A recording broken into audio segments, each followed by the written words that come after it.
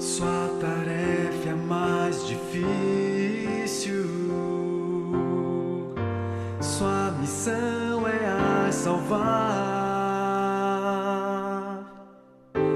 Tantas lutas, tanta dor, você já sofreu e suportou,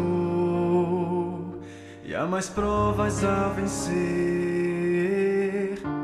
Foi por isso que ajoelhei e com Deus eu conversei e orei por você.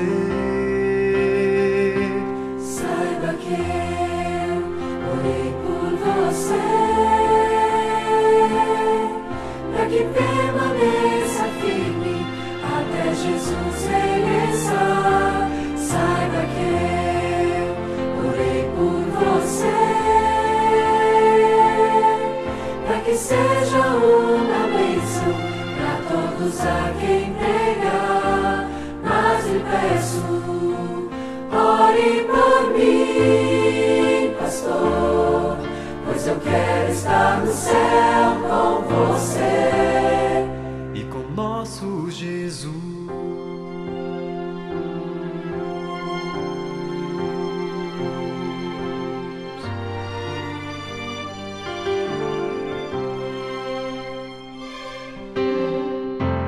Você esteve ao meu lado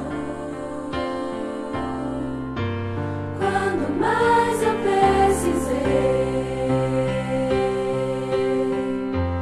Você não negou o abraço nos momentos que chorei. Saiba que você pra mim é bem mais do que um pastor. É um amigo, é um irmão. Nada vai nos separar, pois você tem seu lugar no meu coração. Saiba que eu orei por você, para que permaneça firme até Jesus regressar.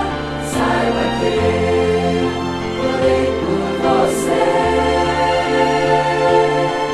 para que seja uma bênção para todos a quem pregar. Mas lhe peço, ore por mim, pastor, pois eu quero estar no céu com você e com nosso Jesus. Não desista do caminho, vale a pena continuar.